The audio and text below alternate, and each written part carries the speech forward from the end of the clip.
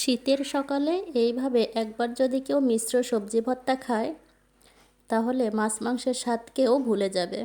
এটা এতটাই স্বাদ হয় খেতে এবং এতটাই লোভনীয় একটা খাবার। এইভাবে জাস্ট একবার শুধু বানিয়ে খেয়ে দেখবেন, এই ভর্তার একদম প্রেমে পড়ে যাবেন। তো চলুন রেসিপি দেখে নেওয়া যাক। তো রেসিপি দেখতে চাইলে ভিডিওটি না টেনে পুরো ভিডিওটি দেখতে হবে। আর ভিডিওটি ভালো লাগলে চ্যানেলটিকে অবশ্যই সাবস্ক্রাইব করে পাশে থাকা বেল বাটনটি অন করে দেবেন।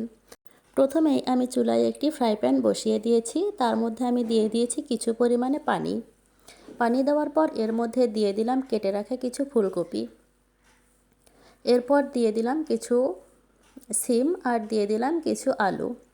এরপর এটাকে ঢাকা দিয়ে কিছুক্ষণ রেখে দেব। কিছুক্ষণ পর ঢাকনা তুলে এগুলোকে হালকা একটু নেড়ে নেব। অল্প কিছুক্ষণ নেড়ে নিয়ে এর মধ্যে দিয়ে দেব আগে থেকে কেটে ধুয়ে পরিষ্কার করে রাখা এক মুঠো পরিমাণ পালং শাক। পালং শাক দিয়ে দেওয়ার পর ওপর থেকে সামান্য পরিমাণে লবণ ছিটিয়ে দিব। এরপর সবগুলোকে আবারও একসাথে ভালো করে নেড়ে দিব। এখন এর উপর দিয়ে দিব খুব অল্প পরিমাণে হলুদের গুঁড়া। এটা দিলে কিন্তু কালারটা খুব সুন্দর হয়, এর জন্য দিয়ে দিলাম। এখন এর মধ্যে দিয়ে দেব আমি ফালি করে কেটে রাখা দুটো টমেটো।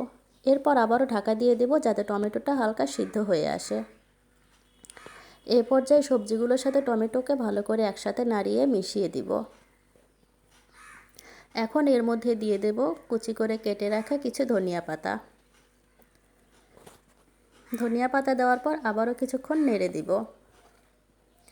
এই পর্যায়ে আমি এর মধ্যে রান্নার তেল দিয়ে একটু ভেজে নিব।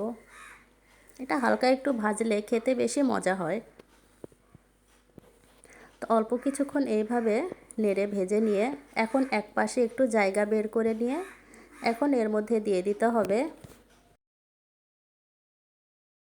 কিছু আস্ত রসুন, কিছু কাঁচামরিচ আর কিছু পেঁয়াজ। এগুলোকেও বেশ কিছুক্ষণ ভেজে নিতে হবে হালকা ব্রাউন কালার করে।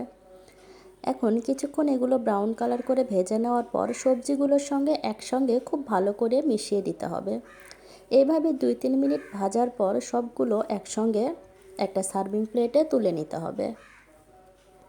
এইভাবে তুলে নেওয়ার পর আপনারা চাইলে এটাকে ব্লেন্ডারেও ব্লেন্ড করে নিতে পারেন, আবার চাইলে শিলপাটাতেও বেটে নিতে পারেন।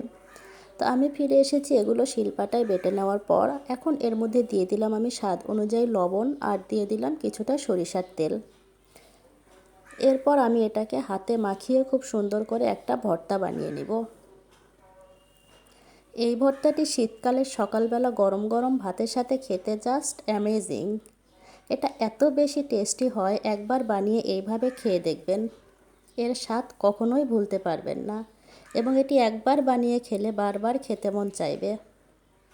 তো কেমন লেগেছে আমার আজকের এই রেসিপিটি? যদি ভালো লাগে তাহলে বাসায় একবার হলেও বানিয়ে খেয়ে দেখবেন আর আমার চ্যানেলটি সাবস্ক্রাইব করে পাশে থাকা বেল বাটনটি অন করে দিয়ে আমার সঙ্গেই থাকবেন। আর যারা আগে থেকে আমার চ্যানেলটি সাবস্ক্রাইব করে রেখেছেন তাদেরকে অসংখ্য অসংখ্য ধন্যবাদ। আবারও আসবো পরবর্তীতে নতুন কোনো ভিডিও নিয়ে। ততক্ষণে সকলেই ভালো থাকুন, সুস্থ থাকুন, নিরাপদে থাকুন।